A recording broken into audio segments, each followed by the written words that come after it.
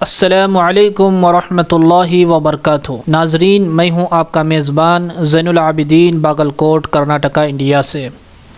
بول کے سچ زندہ ہے اب تک کے ایپیسوڈ نمبر 15 میں آپ کا استقبال ہے۔ آج کے ایپیسوڈ میں ہم حضرت محمد صلی اللہ علیہ وسلم غیر مسلموں کی نظر میں اس عنوان پر قاضی محمد فیاض عالم صاحب قاسمی کی لکھی گئی ایک اہم تحریر پیش کرنے جا رہے ہیں، اس امید کے ساتھ کہ آپ اسے بغور سماعت فرمائیں گے اور زیادہ سے زیادہ شیئر بھی فرمائیں گے۔ ناظرین، تحریر کا آغاز یہاں سے ہوتا ہے۔ مذہب اسلام ایک ایسا مذہب ہے جس کی فطرت میں قدرت نے یہ کشش رکھی ہے کہ انسان اگر سنجیدگی اور منصفانہ مزاج کے ساتھ غور کرے تو وہ ضرور اس کا معترف ہو جاتا ہے۔ گویا کہ حق ایک ایسی چیز ہے جو قلب سلیم اور منصف دل کو دستک دیے بغیر نہیں رہتی۔ یہی وجہ ہے کہ اسلام کی حقانیت کا اعتراف نہ یہ کہ صرف اس کے ماننے والوں نے کیا، بلکہ اس کی واضح ہدایت اور روشن تعلیمات سے محروم رہنے والوں نے بھی ان کی خوبیوں کے گن گائے ہیں۔ اگر ہم تاریخ کے جھروکے میں جھانکیں تو معلوم ہوگا کہ پیغمبر اسلام، ہادی عالم، رہبر کامل، فخر کائنات، نبی آخر الزماں حضرت محمد مصطفیٰ صلی اللہ علیہ وسلم کو اسلام کے بدترین دشمنوں نے بھی پرتپاک انداز میں خراج تحسین پیش کیا ہے۔ قرآن کریم نے آج سے 1400 سال قبل بعض غیر مسلموں کے بارے میں کہا تھا کہ یہ لوگ حضرت محمد صلی اللہ علیہ وسلم کو اسی طرح پہچانتے ہیں جس طرح اپنی اولاد کو پہچانتے ہیں، مگر اس کے باوجود وہ حق سے منہ موڑے ہوئے ہیں۔ سورہ بقرہ۔ نبی اکرم صلی اللہ علیہ وسلم نے اپنی زندگی کے 13 سال مکہ میں بہت ہی کٹھن اور دردناک اذیتوں کے ساتھ گزاری۔ آپ کا سماجی بائیکاٹ کیا گیا۔ آپ نے شیب ابی طالب میں 3 سال قید و بند کی صعوبتیں برداشت کیں۔ محض دعوت حق کی وجہ سے مشرکین مکہ نے طرح طرح کی تکلیفیں دیں۔ آپ کا راستہ روکا گیا جس میں اطہر پر غلاظت پھینکی گئی، پتھر پھینکے گئے جس میں اطہر لہو لہان ہو گیا، راستے میں کانٹے بچھائے گئے۔ اسی پر بس نہیں کیا بلکہ قتل کی سازش رچی گئی۔ لیکن قربان جائیے، ایسے جانی دشمن بھی آپ صلی اللہ علیہ وسلم کو الصادق الامین یعنی سچا اور امانت دار کہتے تھے۔ جب حجر اسود کی دیوار کعبہ پر نصب کرنا تھا تو مکے کے قبیلے اس سعادت کے لیے جھگڑنے لگے۔ ہر قبیلہ چاہتا تھا کہ اس کو یہ سعادت ملے۔ بالآخر دشمنوں نے آپ ہی کو حکم تسلیم کیا کہ محمد صلی اللہ علیہ وسلم جو فیصلہ کریں گے اور جس طرح کریں گے ہمیں منظور ہے۔ الحمدللہ آپ نے بحسن و خوبی سارے قبیلے کو یہ موقع عنایت فرماتے ہوئے پتھر کو اس کے مقام پر اپنے دست مبارک سے رکھا جس پر کسی نے بھی چوں چرا نہیں کی۔ جب نبی کریم صلی اللہ علیہ وسلم نے روم کے بادشاہ ہرقل کے پاس دعوتی خط بھیجا تو ہرقل نے مکہ کے ایک قافلہ جس میں حضرت ابو سفیان بھی تھے کو بلا بھیجا تاکہ اس خط میں مذکور شخصیت کے بارے میں جانکاری حاصل کی جا سکے۔ حضرت ابو سفیان رضی اللہ عنہ نے اس وقت اسلام قبول نہیں کیا تھا، مگر اس کے باوجود انہوں نے ہرقل کی پوچھ تاچھ میں حق گوئی کا مظاہرہ کیا۔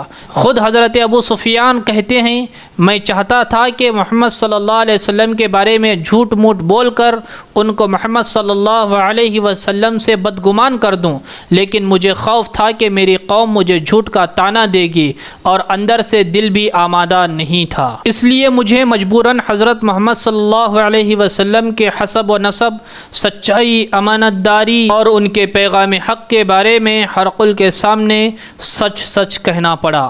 ہر زمانے میں ایسے مفکرین، مورخین اور اصحاب علم و دانش پیدا ہوئے ہیں جنہوں نے نبی کریم صلی اللہ علیہ وسلم کی ذات، آپ کی اعلیٰ صفات، آپ کی پاکیزہ سیرت، آپ کے بلند اخلاق و کردار، آپ کی عادت شریفہ، آپ کی حکمت عملی اور فکر و تدبر کو تسلیم کیا، داد دی، پھر آنے والی نسلوں کے لیے شہادت کے طور پر سپرد قرطاس کیا۔ پیغمبر اسلام صلی اللہ علیہ وسلم کی تعریف و توصیف اور پاکیزہ سیرت کا ایک مختصر خاکہ عیسائیوں کی طرف سے مرتب کرتا کرچز انسائکلوپیڈیا میں بیان کیا گیا۔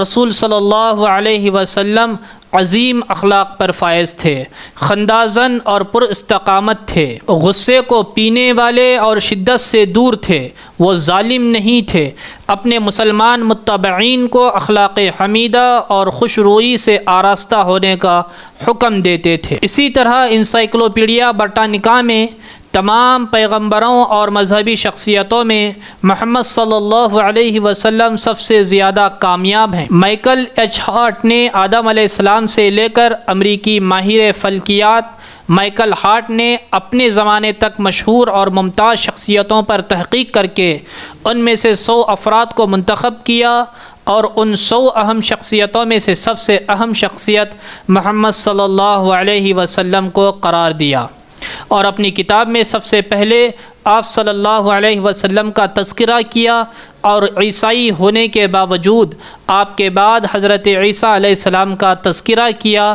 اس پر بعض عیسائیوں نے اعتراض کیے۔ دوسرے ایڈیشن میں اس نے یہ کہتے ہوئے جواب دیا، بہت غور و فکر کے بعد جن کا جو مقام تھا میں نے انہیں وہ مقام دیا۔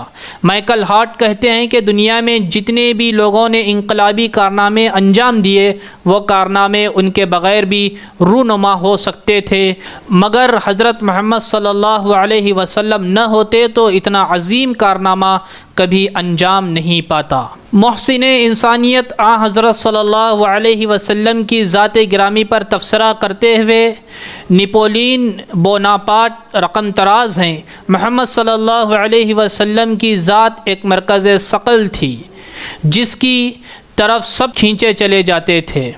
آپ صلی اللہ علیہ وسلم کی تعلیمات نے لوگوں کو اپنا گرویدہ بنا لیا اور ایک گروہ پیدا ہو گیا جس نے چند ہی سالوں میں دنیا کو جھوٹے خداؤں سے آزاد کر دیا۔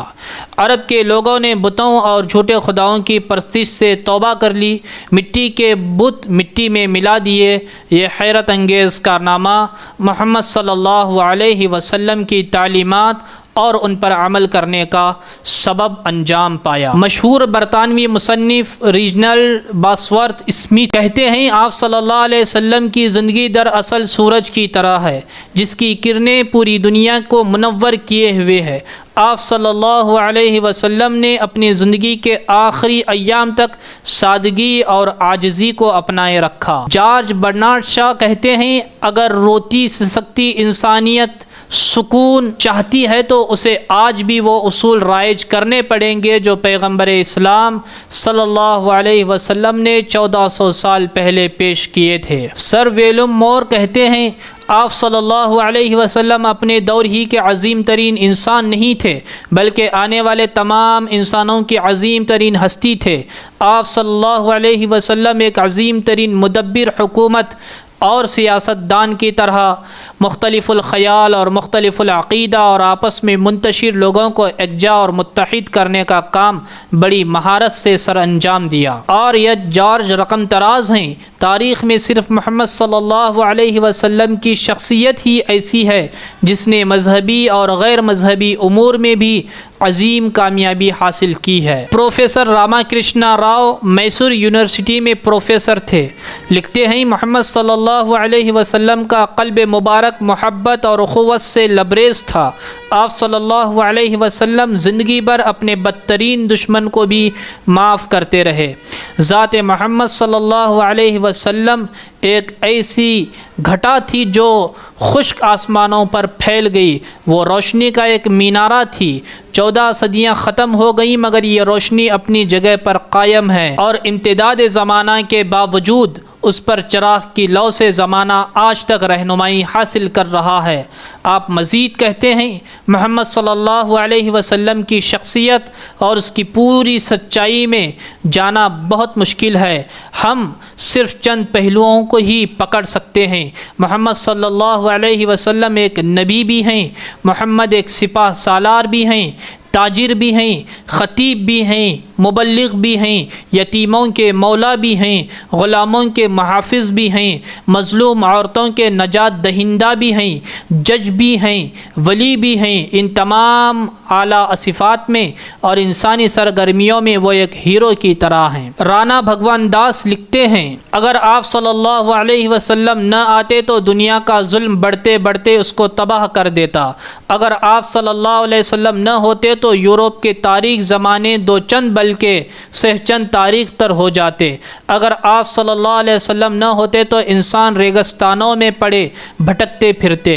جب میں آپ کے جملہ صفات اور تمام کارناموں پر بحیثیت مجموعی نظر ڈالتا ہوں تو آپ صلی اللہ علیہ وسلم کیا تھے اور کیا رہے ہوں گے، اور آپ صلی اللہ علیہ وسلم کے تابعدار صحابیوں نے جن میں آپ صلی اللہ علیہ وسلم نے زندگی کی روح پھونک دی تھی، کیا کیا کارنامے دکھائے، تو آپ صلی اللہ علیہ وسلم مجھے سب سے بڑے بزرگ اور سب سے برتر دکھائی دیتے ہیں۔ بابا قوم مہاتما موہن داس کرم چند گاندھی جی کہتے ہیں، اس وقت جب مغرب خطرناک تاریکی میں بھٹک رہا تھا، مشرق میں روشن ہونے والے اسلام کے بلند سورج نے مستحق عذاب دنیا کو روشن و منور کر دیا اور باشندگان دنیا کو سلامتی و راحت سے بخشا۔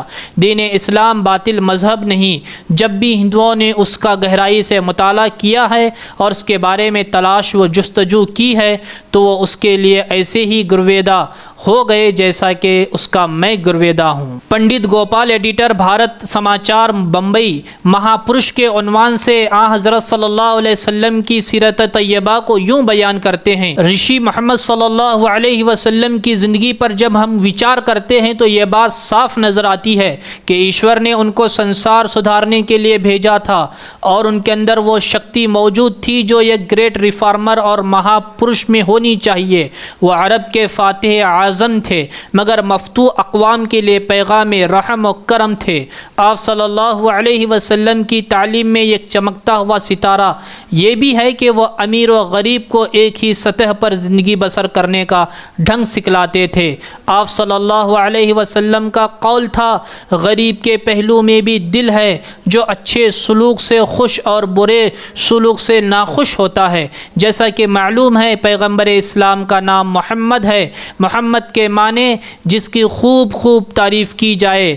آج یہ حقیقت ہے پوری دنیا میں صبح و شام بلکہ ہر لمحہ اور ہر سیکنڈ میں آپ صلی اللہ علیہ وسلم کی تعریف بیان کی جاتی ہے، لکھی جاتی ہے، سنی جاتی ہے۔ اپنے تو اپنے غیر بھی آپ کی تعریف و توصیف میں رطب اللسان ہیں۔ غیر مسلموں نے بھی آپ صلی اللہ علیہ وسلم کے بہت کچھ کہا اور لکھا ہے۔ انہوں نے جو بھی آپ صلی اللہ علیہ وسلم کی سیرت پر کتابیں لکھیں، پی ایچ ڈی کیے، ریسرچ کیے، پھر دنیا کے سامنے گواہی دی، ہم کہاں تک ان کو شمار کرائیں؟